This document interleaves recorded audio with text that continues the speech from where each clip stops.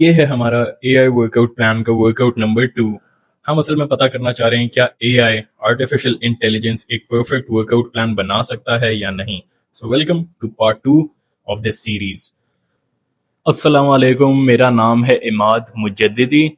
थोड़ी difficult pronunciation है I know, लेकिन मैं आपका ज्यादा टाइम वेस्ट नहीं करूंगा। Let's head into the more important things. तो मैंने ये सीरीज शुरू की थी, मुझे असल में जानना था क्या एआई एक परफेक्ट वर्कआउट प्लान बना सकता है या नहीं बना सकता। उसके लिए मैंने चैट जीपीटी खोला और उसमें एक प्रॉम्प्ट एंटर किया, जैसा आप देख सकते हैं, और उसने मुझे एक 3 day full body workout plan बना के दे दिया। अब मैं full body workout plan follow करता हूं, तो मेरी रिक्वायरमेंट ये थी। आप अगर upper lower push pull legs कोई भी स्प्लिट फॉलो कर सकते हैं तो आप अपने हिसाब से कर सकते हैं। वैसे ये एक एक्सपेरिमेंट है, ऐसे ही देखने के लिए कि एआई एक परफेक्ट वर्कआउट प्लान डिजाइन कर सकता है या नहीं। मैंने एआई को ये नहीं बताया कि मुझे साइंस बेस्ड वर्कआउट चाहिए क्या, सिर्फ स्ट्रिक्टली हम एआई का वर्कआउट प्लान फॉलो कर रहे हैं, और फिर at the end of the workout plan मैं अपना वर्डिक्ट दूंगा या इस वर्कआउट प्लान को रेट करूंगा। लेकिन let's head into workout number 2। ये वर्कआउट नंबर 2 आप देख सकते हैं कि ये फॉलोइंग एक्सरसाइजेस हमने करनी है। शुरू में अपना आप वार्म अप अच्छी तरह से कर लें। ये एक बहुत अच्छा सजेशन दिया चैट जीपीटी ने कि 2 लाइट सेट आप रोमेनियन डेडलिफ्ट्स के कर लें या स्क्वाट्स के कर लें, जौन सी भी आपकी बड़ी कंपाउंड मूवमेंट होती है उसके साथ आपने डायनामिक स्ट्रेचिंग या मोबिलिटी करनी है। मैंने अपनी पिछली वीडियो में भी बताया था और बताता रहता हूँ कि वार्म अप बहुत ज़रूरी होता है, और वार्म अप सिर्फ उस तरह का नहीं कि आप ट्रेडमिल या एलिप्टिकल वगैरह करें जिससे आपका हार्ट रेट अप हो। आपने डायनामिक स्ट्रेचिंग करनी है या बॉडी वेट कुछ मूवमेंट्स कर लें हल्की फुल्की, ताकि आपके मसल्स एक्टिवेट हो सकें। Starting off with RDLs Romanian deadlifts. 4 sets लगाने हैं इसके। हमने अपनी पिछले वर्कआउट में स्क्वाट से शुरू किया था और पिछले वर्कआउट में रोमेनियन डेडलिफ्ट्स भी इंक्लूडेड थी। अगर आप मेरी पिछली वीडियो देखेंगे उसमें मैंने कहा था कि बारबेल रोज और रोमेनियन डेडलिफ्ट्स में से आप कोई एक लगा सकते हैं अगर आप प्योर मसल बिल्डिंग के प्रोटोकॉल्स फॉलो करें। तो अगर आप अपनी लोअर बैक को ज़्यादा स्ट्रेस नहीं देना चाहते तो आप उन दोनों में से कोई एक ऑप्शन फॉलो कर लें।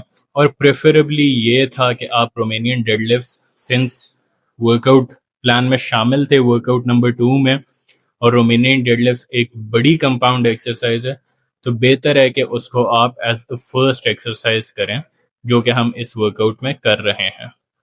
लेकिन खैर, अगर आप करना चाहते हैं सारी कंपाउंड मूवमेंट्स एक दिन पे, तो एआई के वर्कआउट प्लान के मुताबिक आप रोमेनियन डेडलिफ्ट, बारबेल रोज, ये सारी एक्सरसाइजेस कर सकते हैं जैसा मैंने पिछले वर्कआउट में की थी। वही पिरामिड सिस्टम हमने फॉलो किया, हम हर सेट पे अपना वेट बढ़ाते गए। एक टिप मैं पर्सनली आपको देना चाहूंगा, अगर आप रोमेनियन डेडलिफ्ट्स लगाते हैं या कोई भी बड़ी कंपाउंड मूवमेंट लगाते हैं और आपको मसल एक्टिवेशन महसूस नहीं हो रही, तो आप उससे पहले प्री एग्जॉस्शन का मेथड फॉलो कर सकते हैं। प्री एग्जॉस्शन में आप एक आइसोलेशन एक्सरसाइज लगा लेते हैं उस बॉडी पार्ट की। फॉर एग्जांपल, अगर मैं रोमेनियन डेडलिफ्ट कर रहा हूं तो मैं उससे पहले सीटेड हैमस्ट्रिंग कर्ल्स या लाइंग हैमस्ट्रिंग कर्ल्स कर लूंगा, ताकि मेरे हैमस्ट्रिंग्स एक्टिवेट हों और फिर ड्यूरिंग द कंपाउंड लिफ्ट वो अच्छी तरह से यूटिलाइज हो मेरा मसल। उसी तरह अगर आप बेंच प्रेस लगा रहे हैं और आपको एक्टिवेशन महसूस नहीं हो रही, तो ट्राई डूइंग अ सेट और 2 ऑफ पेक डेक फ्लाइज, ताकि आपकी चेस्ट एक्टिवेट हो सके। उसके बाद फिर आप बारबेल बेंच प्रेस या डंबल प्रेसेस लगा सकते हैं। रोमेनियन डेडलिफ्ट के बाद जो हमारी दूसरी एक्सरसाइज थी वो थी मेरी personal favourite, the overhead press with a barbell. मैं इंजॉय करता हूँ इस एक्सरसाइज को। इसका ये मतलब नहीं कि ये हाइपरट्रॉफी के लिहाज से बहुत अच्छी एक्सरसाइज होगी। अकॉर्डिंग टू जेफ निपर्ट्स लिस्ट, जो मैं आपको रेकमेंड करूंगा कि आप लाजमी देखें ये पूरी सीरीज, उसमें जेफ निपर्ट एक साइंस बेस्ड बॉडी बिल्डर है जो मसल बिल्डिंग के हवाले से एक्सरसाइजेस को रैंक करता है। उसमें जब शोल्डर की एक्सरसाइजेस को रैंक किया था तो उसने ओवरहेड बारबेल प्रेस स्ट्रेंथ के लिए एक बहुत अच्छी एक्सरसाइज है, लेकिन उसने सीटेड डंबल प्रेस को एक बेहतर ऑप्शन कंसिडर किया था। तो खैर, सिंस हमने चैट जीपीटी को कहा था कि यार हमें स्ट्रेंथ और साइज का वर्कआउट चाहिए, तो उसने उस हिसाब से एक्सरसाइजेस सजेस्ट किए हैं, तो उधर उसको थोड़ा बेनिफिट ऑफ डाउट देना पड़ेगा। ये प्योर हाइपरट्रॉफी या मसल बिल्डिंग का वर्कआउट नहीं है। उसी तरह ओवरहेड प्रेस के भी हमने जितने रिक्वायर्ड सेट्स थे वो लगाए, वेट हर सेट पे बढ़ाते गए। ठीक है, टोटल फेलियर आप अचीव ना करें, स्पेशली बड़ी कंपाउंड मूवमेंट्स पे जैसे स्क्वाट्स, डेडलिफ्ट्स, आरडीएल्स या ओवरहेड प्रेस है, एक रेप इन रिजर्व रखें तो बेहतर होगा आपके लिए। So this workout was off to a great start. Overhead press के बाद जो हमने अगली मूवमेंट करनी थी वो लैट पुल डाउन्स या पुलअप्स की थी। पुलअप्स भी एक और कंपाउंड मूवमेंट हो जाती है और मेरे ख्याल से पुलअप्स एक एस टीयर एक्सरसाइज है, लेकिन मुझे लगता है यार जितना मैं एग्जॉस्ट हो गया और जितना मैंने आगे वर्कआउट करना है तो बेहतर ऑप्शन मेरे लिए इस वर्कआउट में होगी कि मैं लैट पुल डाउन्स करूं और अपने लैट्स को बहुत अच्छे तरीके से आइसोलेट करूं। पुलअप्स नो डाउट एक एस टीयर एक्सरसाइज है, लेकिन एनर्जी लेवल्स पे थोड़ा होता है। पुलअप्स मैं इतना लेट ड्यूरिंग द वर्कआउट नहीं करूंगा, एज माई फर्स्ट और सेकेंड एक्सरसाइज में रखूंगा पुलअप्स को। तो लैट पुल डाउन के हमने 3 सेट्स किए। वैसे चैट जीपीटी की रिकमेंडेशन होती है 8 से 10 या 10 से 12 रेप्स, लेकिन आप जितने रेप्स लगा सकते हैं वेट के हिसाब से उतने रेप्स आप लगाएं। कम से कम आइसोलेशन की जो एक्सरसाइज है या इस तरह की एक्सरसाइजेज जो लैट पुल डाउन वगैरह हैं या केबल्स की एक्सरसाइज हैं, इस पे आप मैक्सिमम फेलियर अचीव कर सकते हैं। और सिर्फ मैक्सिमम फेलियर ही नहीं, आप लॉन्ग लेंथ पार्शल्स भी लगा सकते हैं ताकि आप पूरी तरह अपने इस वर्कआउट को यूटिलाइज कर सकें। तो while doing lat pull down या इवन अगर आप पुलअप्स लगा रहे हैं तो मेरी एक रिकमेंडेशन और होगी कि आप डीप स्ट्रेच पे ज़रूर फोकस करें। आप पूरी तरह बार को ऊपर जाने दें, पूरा अपने मसल्स को स्ट्रेच करें। 1 सेकंड के लिए आप अगर पॉज भी कर सकते हैं तो करें और फिर नीचे ला के आपने स्क्वीज करना है, अपनी बैक को जोड़ना है। और दूसरी बात, जो रोइंग मूवमेंट्स होती हैं वो थिकनेस के लिए होती हैं, बैक मसल्स की थिकनेस के लिए होती हैं। और अगर आप विड्थ चाहते हैं कि आपकी लैट्स खुलें तो उसके लिए लैट पुल डाउन्स और पुलअप्स जैसी मूवमेंट होती है। Now this is where things get a little interesting. इधर क्या होता है कि चैट जीपीटी ने बल्गेरियन स्प्लिट स्क्वाट्स रेकमेंड किए और बल्गेरियन स्प्लिट स्क्वाट्स के 3 सेट्स रेकमेंड कर दिए उसने। अब मैं आपको यहाँ बताना चाहूंगा कि बल्गेरियन स्प्लिट स्क्वाट्स एक बहुत ही चैलेंजिंग एक्सरसाइज है। ये मेंटली और फिजिकली बहुत टैक्सिंग होती है। तो even body builders like Jeff Nippard recommend करते हैं कि इसके 2 सेट्स लगाने चाहिए।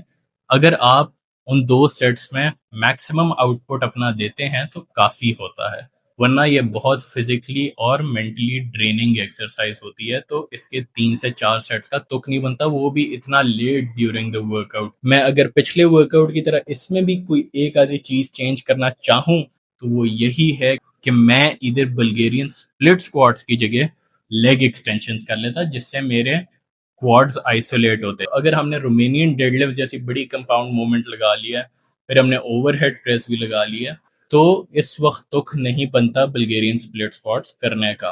बल्गेरियन स्प्लिट स्क्वाट्स वैसे एक बहुत इफेक्टिव एक्सरसाइज है और इसको आप 2 वेरिएशंस में कर सकते हैं। अगर आप एक वाइडर स्टांस लेते हैं जैसे मैं यहाँ ले रहा हूँ और आप अपनी बॉडी को थोड़ा टिल्ट फॉरवर्ड करते हैं तो एम्फोसिस थोड़ा आपके ग्लूट्स पे आता है। और अगर आप थोड़ा अपराइट रहते हैं और एक नैरोअर स्टांस लेते हैं तो ज्यादा आपके क्वाड्स टारगेट होंगे। अब सिंस हमने हैमस्ट्रिंग्स कर ली थी इस एक्सरसाइज के शुरू में और हमने हैमस्ट्रिंग्स की एक एक्सरसाइज पहले भी लगाई थी, तो आई एम अज्यूमिंग कि बल्गेरियन स्प्लिट स्क्वाट्स इस एक्सरसाइज में एआई ने रेकमेंड किए फॉर योर क्वाड्स, जिसके लिए एक नैरोअर स्टांस और एक अपराइट टॉर्सो हमने रखा ताकि हमारे क्वाड्स पे ज्यादा जोर आए। खैर मैंने बल्गेरियन स्प्लिट स्क्वाट्स ही किए, लेकिन अगर आप यही वर्कआउट फॉलो करना चाहते हैं तो इधर अगर थोड़ा सा मैं चेंज करना चाहूँ वर्कआउट तो मैं रेकमेंड करूंगा कि आप लेग एक्सटेंशंस लगाएं।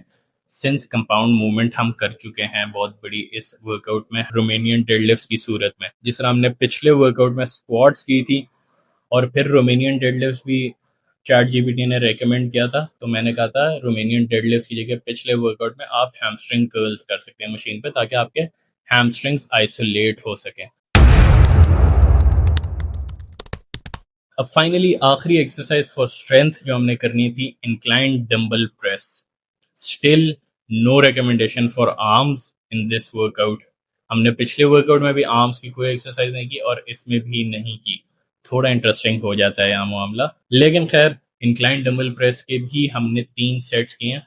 अब वर्कआउट बहुत चैलेंजिंग था, बहुत हार्ड था, मजा भी आया वर्कआउट करने का, लेकिन दैट डजंट नेसेसरीली मीन कि वर्कआउट इफेक्टिव होता है। सोर मसल्स डजंट गारंटी कि आपका वर्कआउट इफेक्टिव होता है।